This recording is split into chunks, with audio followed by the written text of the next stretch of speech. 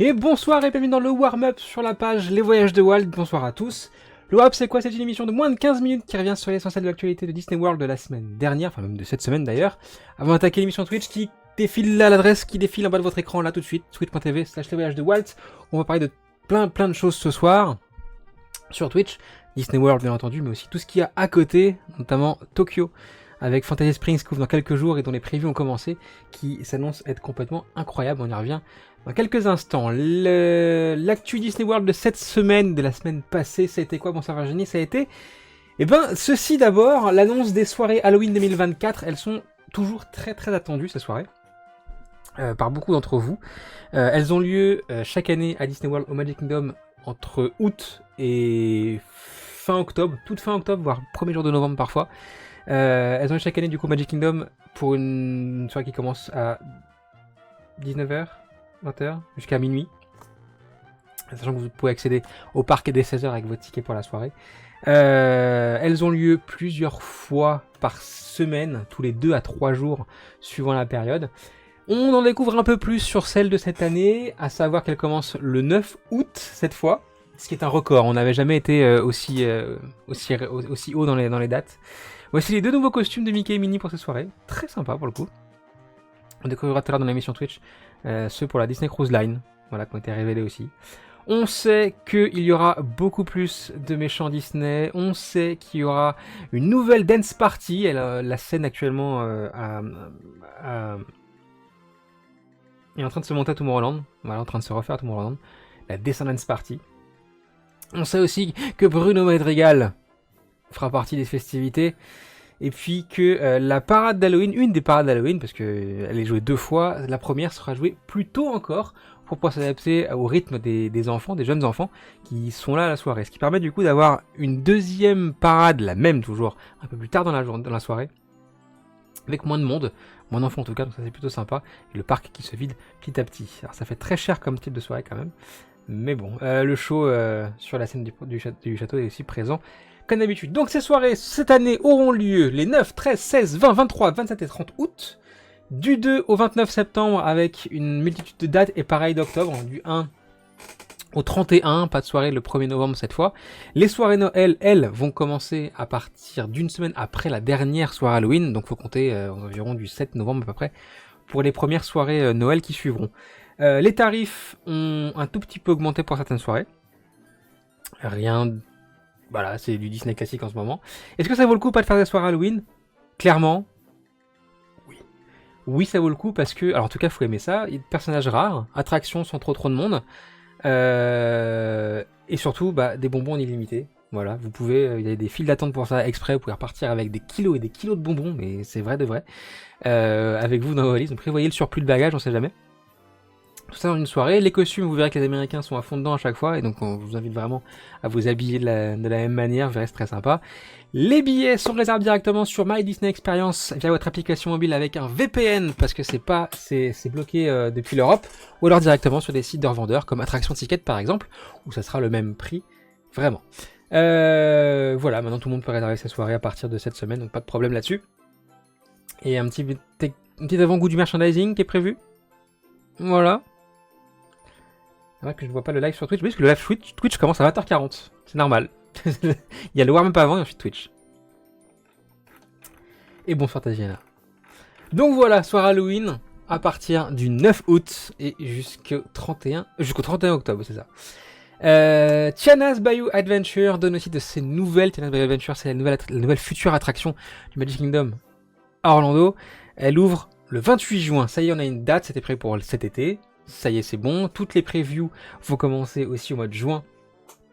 Sachant que certains cast members peuvent déjà y avoir accès. C'est une attraction qui est très attendue pour le coup. Disney communique beaucoup dessus.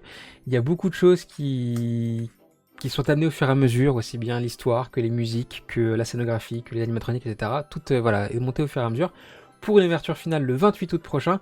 Alors, sous certaines conditions bien évidemment, puisque on en reparlera tout à l'heure, mais il y aura une file virtuelle pour l'attraction, ça a été dit. File virtuelle, c'est quoi? C'est avec votre application My Disney Experience sur votre mobile, vous allez pouvoir réserver votre créneau pour faire l'attraction. Donc vous vous connectez à 7h du matin, ou à 13h si vous êtes rentré dans le parc au moins une fois dans la journée, pour pouvoir réserver avec l'application votre créneau horaire. Vous allez, via l'application, dire que vous voulez faire Tennis by Adventure. On va vous mettre un numéro de groupe et au fur et à mesure de la journée, sur l'application, les numéros seront appelés au fur et à mesure. Voilà.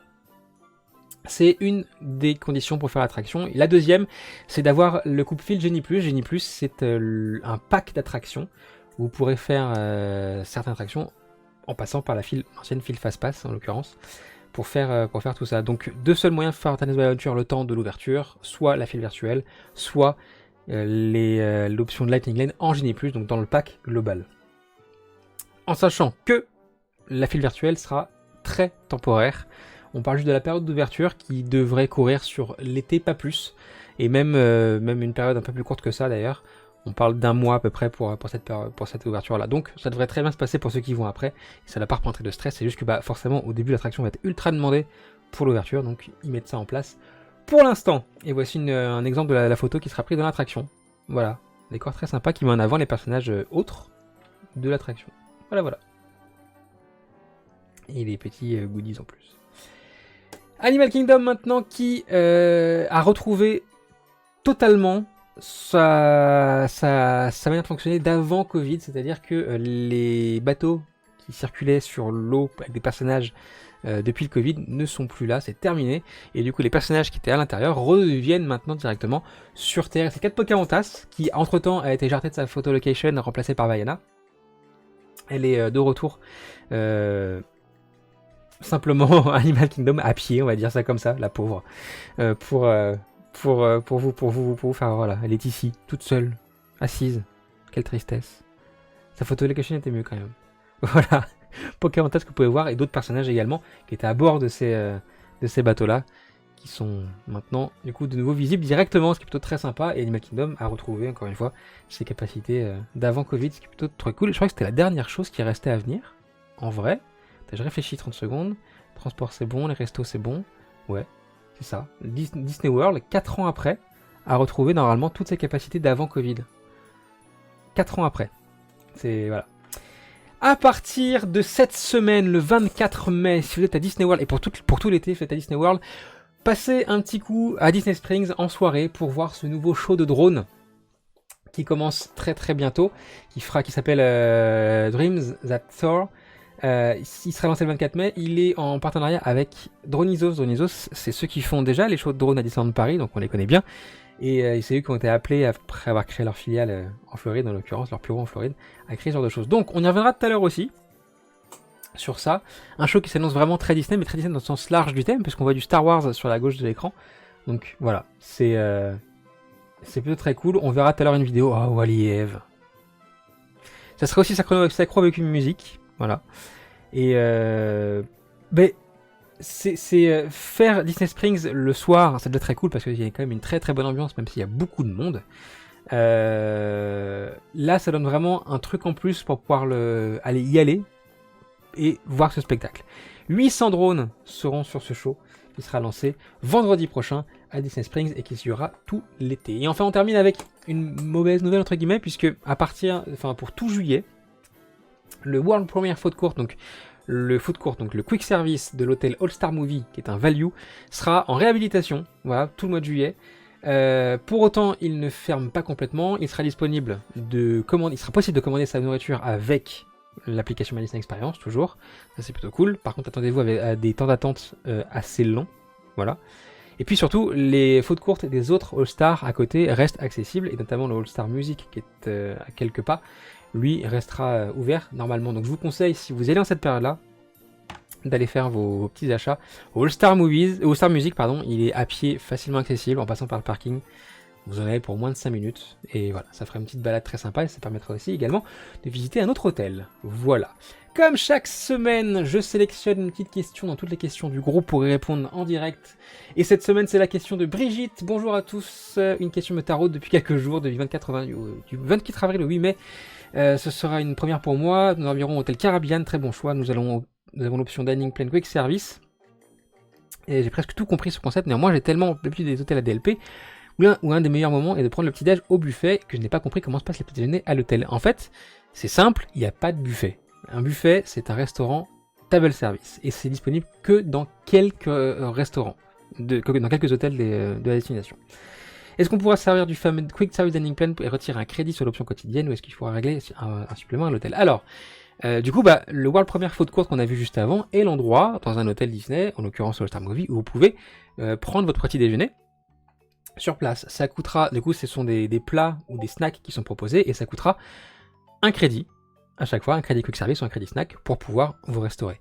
Est-ce que c'est un bon plan ou pas de prendre son petit déj dans un hôtel comme ça et de faire déduire de son dining plan? Pour moi, non.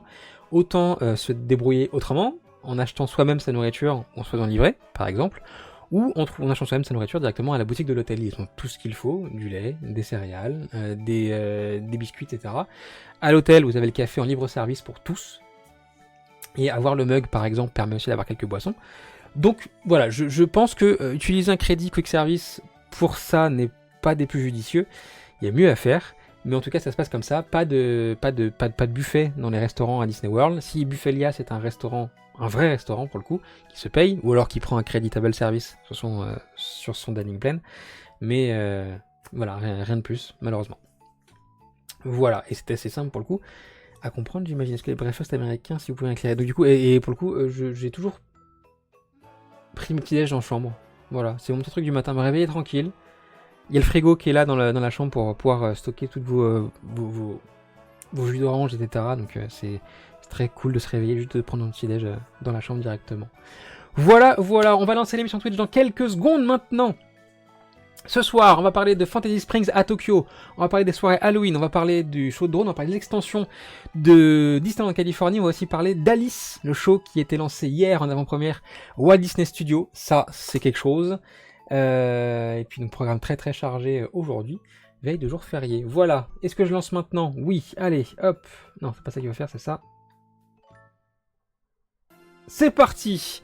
Si vous ne suivez pas sur Twitch, je vous dis très bonne soirée et bonne fin de week-end. On se revoit la semaine prochaine pour un nouveau warm-up. Si vous suivez sur Twitch, à tout de suite. Je vous fais plein de bisous. À très bientôt. Ciao.